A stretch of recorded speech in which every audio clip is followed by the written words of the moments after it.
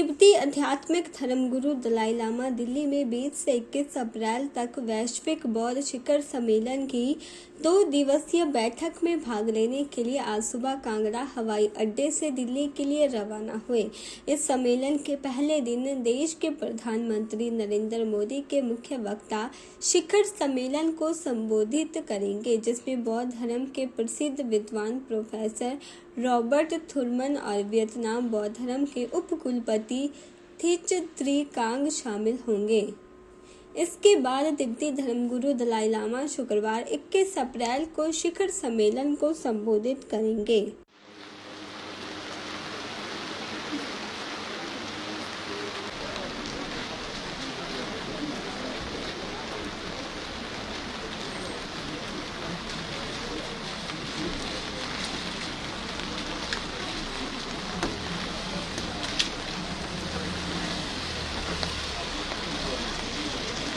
अंतर्राष्ट्रीय बौद्ध परिसंघ का समूह, जो दुनिया भर में बौद्धों के लिए एक मंच के रूप में कार्य करता है, उस समूह के द्वारा वैश्विक बौद्ध शिखर सम्मेलन का आयोजन किया जा रहा है।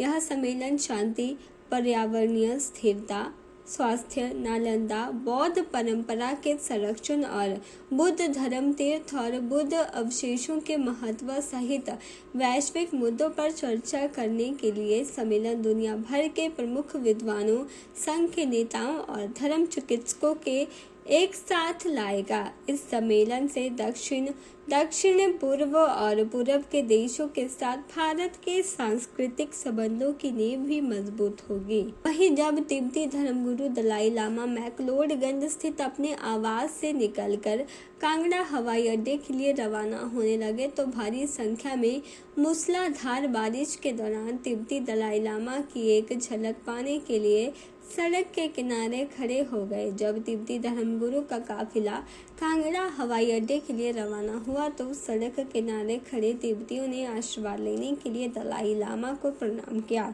वहीं तिब्बती धर्मगुरु दलाई लामा ने भी सड़क किनारे खड़े तिब्बतियों का हाथ हिलाकर अभिवादन स्वीकार किया। के चैनल के लिए धर्मशाला से ब्यूरो रिपोर्ट।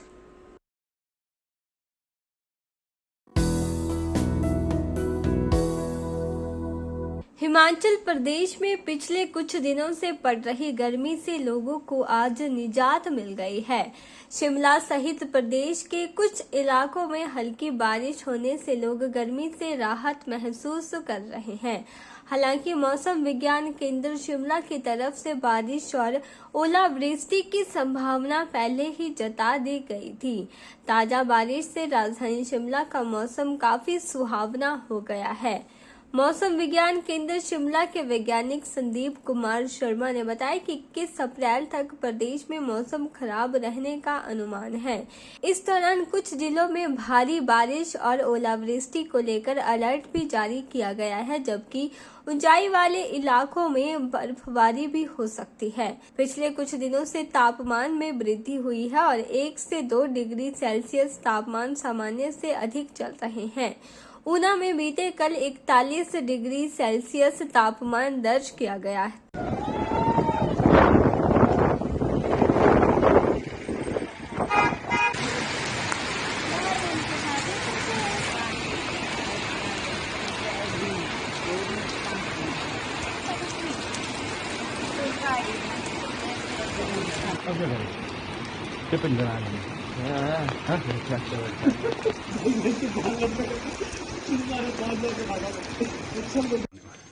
देखिए, पिछले 24 घंटे की बात करें तो प्रदेश में जो टेम्परेचर इंडेक्स है वो ग्रेजुअली राइज किए हैं। जो मैक्सिमम टेम्परेचर है वो ऊना में रिकॉर्ड किया गया 41 डिग्री सेल्सियस। वहीं शिमला की बात करें, वहाँ 25.9 डिग्री सेल्सियस रिकॉर्ड किया गया।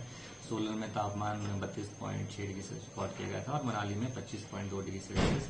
लगभग पूरे प्रदेश में ही जो डे टेम्परेचर वो सामान्य से अधिक चल रहे हैं, 1 से 2 डिग्री। और आगामी 5 दिनों की फोरकास्ट की बात करें तो देखिए, आज लेट नाइट या कल अर्ली मॉर्निंग से प्रदेश में एक एक्टिव डब्ल्यूडी अप्रोच कर रहा है और इसके चलते 18 तारीख से पूरे प्रदेश में ही मौसम खराब रहने की संभावना है। और ये जो स्पेल है, देखिए 18 और 19 तारीख को पूरे प्रदेश में ही बारिश होने की संभावना है और जो हमारे डिस्ट्रिक्ट जैसे चंबा है, लाहौल स्पीति, किन्नौर है, इनके हाई रीजन में स्नोफॉल भी हो सकती है। और ये जो स्पेल है देखिए ये 20 तारीख तक जारी रहने की संभावना है। और इसी दौरान देखिए 18-19 तारीख को कुछ डिस्ट्रिक्ट हैं जहां पे हमने ऑरेंज अलर्ट जारी किया है भारी बारिश का। वो डिस्ट्रिक्ट जैसे चंबा, कांगड़ा, कुल्लू, मंडी, सिरमौर, बिलासपुर, शिमला हैं। और जो हमारे प्लेन और जो मिडिल के डिस्ट्रिक्ट है यहाँ कुछ एक स्थानों में इसी दौरान ओलावृष्टि होने की भी संभावना है। फिर 21 तारीख की शाम से थोड़ी वेदर में थोड़ी कमी आने की संभावना है। चैनल के लिए शिमला से पुष्पेंद्र कुमार की रिपोर्ट। हिमाचल प्रदेश सरकार के दिशा निर्देशों व श्रम एवं रोजगार विभाग हिमाचल प्रदेश के सौजन्य से क्षेत्रीय रोजगार कार्यालय मंडी में विभिन्न कंपनियों द्वारा कैंपस से इंटरव्यू लिए गए। इस दौरान company telecaller, accountant, career counsellor, marketing, social media executive, data entry operator, beautician, health care, security guards के लिए साक्षात्कार लिए गए।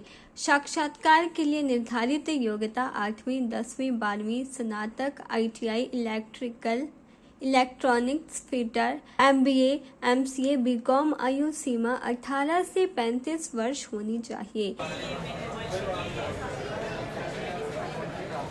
जिला रोजगार कार्यालय मंडी में जिला रोजगार कार्यालय अधिकारी अक्षय कुमार और जिला रोजगार कार्यालय की यंग प्रोफेशनल विप्लव ठाकुर ने बताया कि पुलिस विभाग द्वारा कोविड नियमों का पालन बखूबी करवाया जा रहा है और उन्होंने इस कैंपस इंटरव्यू को सफल बनाने के लिए सभी विभागों का आभार व्यक्त किया है। आज दिनांक 19/4/2023 को क्षेत्रीय रोजगार कार्यालय मंडी द्वारा लघु रोजगार मेले का आयोजन किया जा रहा है, जिसमें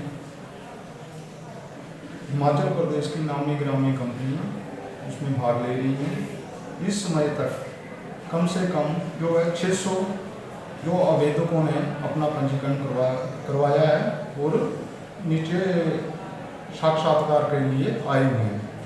ये रोजगार मेला जो है हिमाचल प्रदेश सरकार के दिशा निर्देशानुसार व हमारे श्रमायुक्त श्री रोहित जमाल IAS जी के निर्देशानुसार आयोजित किया जा रहा है। और मैं यही चाहता हूं कि अधिक से अधिक लोगों को रोजगार उपलब्ध करवाया जा सके। जो कंपनियां भाग ले रही हैं उसके लिए मिस विप्लव ठाकुर उसमें विस्तृत जानकारी दे रही हैं। हमारे पास अभी 15 के आसपास जो है वो कंपनियां पंजीकृत हो चुकी हैं जो कि यहाँ पर आज उपस्थित हैं। और हमारे पास वैकेंसीज 1500 के आसपास हैं, जिसमें 600 विद्यार्थी अभी तक इसमें भाग ले चुके हैं।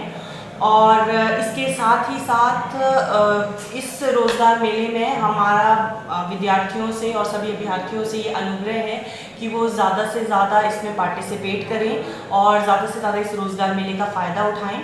इसमें अगर मैं कंपनियों की बात करूं तो हमारे पास इसमें Dabur India, Nahar spinning mills, Vishal mega mart जो कि हमारे लोकल एम्प्लॉयर हैं, IFM फिनकोच जो कि एक फाइनेंशियल ऑर्गेनाइजेशन है, Shimla automobiles, Suri Polex, Fermenta biotech from Nangwai Mandi, super hose industries private limited and Crossland education group, इस तरह की कुछ एक नामी ग्रामी कंपनीज ने भाग लिया है। और इसमें हमारी जो वैकेंसीज हैं वो 8वीं से लेकर ग्रेजुएशन, MBA, MCA तक के कैंडिडेट्स के लिए अपॉर्चुनिटी है। कुछ एक बीटेक के कैंडिडेट्स के लिए स्पेसिफिक है। बीटेक मैकेनिकल की पोस्ट हमारे पास 15 वैकेंसीज हैं, जिसमें हम अभी भी आग्रह कर रहे हैं बच्चों से कि ज़्यादा से ज़्यादा आकर इसका फ़ायदा उठाया जाए। इसके साथ ही साथ इस रोज़गार मेले में IIT मंडी द्वारा भी जो है अपना स्टॉल लगाया गया है, जिसमें IIT द्वारा लिए गए इनिशिएटिव्स और अपकमिंग टेक्नोलॉजीज़ में जो वो IIT ट्रेनिंग करवा रही हैं उसके बारे में बच्चों को बताया जा रहा है। कुछ एक कंपनीज इसमें free hostel, subsidised food plus जो बेनिफिट्स होते हैं प्रोविडेंट फंड, ESIC, बोनस, वो सब जो है इसमें प्रोवाइड कर रही हैं along with the salary. But कुछ एक companies only salary plus PF, ESI and all जो बेनिफिट्स होते हैं वो प्रोवाइड कर रही हैं। के चैनल के लिए मंडी से ब्यूरो रिपोर्ट।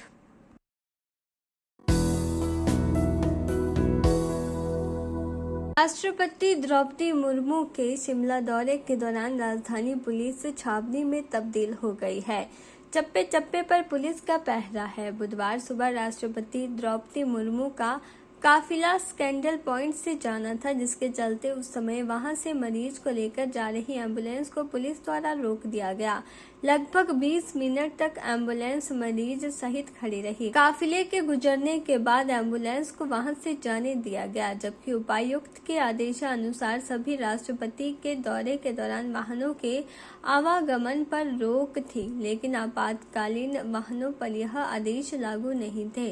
17 अप्रैल को उपायुक्त द्वारा आदेश जारी किए गए थे। बावजूद इसके एम्बुलेंस राष्ट्रपति के काफिले के जाने का इंतजार करती रही, जिससे लोगों में काफी रोष है। वहीं खड़े उच्च न्यायालय के अधिवक्ता ने कहा कि अब पुलिस को एम्बुलेंस को वहां से जाने देना चाहिए था, जबकि एम्बुलेंस को 20 मिनट से रोका गया था। बड़ा दुखदायक वाकया यहाँ भी मैंने देखा है। अभी राष्ट्रपति महोदय का काफिला माल रोड से गुजरना था और काफ़ी पुलिस ऑफिसर्स की ड्यूटी यहाँ लगी हुई थी और उतने में यहाँ से एक एम्बुलेंस जानी थी जिसमें एक पेशेंट भी बैठा था, लेकिन उस एम्बुलेंस को लगभग 15 मिनट यहाँ रोका गया, जबकि एम्बुलेंस को राष्ट्रपति के काफिले को भी एम्बुलेंस के लिए रास्ता छोड़ना पड़ता है, लेकिन 15 मिनट उस एम्बुलेंस को यहाँ रोका गया। अगर उस पेशेंट को कुछ हो जाए तो उसके जिम्मेवार कौन है? यह जिम्मेवारी एसपी महोदय, डीसी महोदय, जिनका यहाँ सारा सिस्टम जिनकी देखरेख में था, उनकी जिम्मेवारी ये बनती है। क्या ये गैर कानूनी तौर पर क्यों यहाँ पर रोका गया, जबकि उसमें पेशेंट यहाँ बैठा हुआ है? एक थिक पॉपुलेटेड एरिया है, यहाँ ट्रैफिक जैम वैसे ही रहता है और जब इतनी वीवीआईपी मूवमेंट्स होती हैं तो उससे शिमला की जनता को परेशानी आमतौर पर पेश होती है, उन्हें सामना परेशानियों का करना ही पड़ता है। और वीवीआईपी का तो सीधा असर अब गर्मियों की छुट्टियां मनाने के लिए वीवीआईपी शिमला में आते हैं, लेकिन उसका परेशानियों का जो सामना हम लोगों को यहाँ लोकल लोगों को करना पड़ता है, उसका प्रशासन को कोई उनसे लेना देना है नहीं है। अभी सामने वाकया जो एम्बुलेंस का आया है वो इसका जीता जागता प्रमाण है। एम्बुलेंस ड्राइवर ने कहा कि पुलिस द्वारा मुझे यहाँ रोक दिया गया। मनोरोग चिकित्सालय जाना था मरीज को लेकर, लेकिन पता नहीं क्यों पुलिस ने मुझे यहाँ रोक दिया। आप बता दो। Mental hospital. Mental hospital. कितनी देर से आप खड़े हैं यहाँ पे? 10-15 मिनट। आपको जाने नहीं दिया? क्या बोला? अभी रुक जाओ थोड़ी देर, अभी नहीं पता क्या हो रहा क्या नहीं, क्या थोड़े रुक जाओ। के चैनल के लिए शिमला से पुष्पेंद्र कुमार की रिपोर्ट।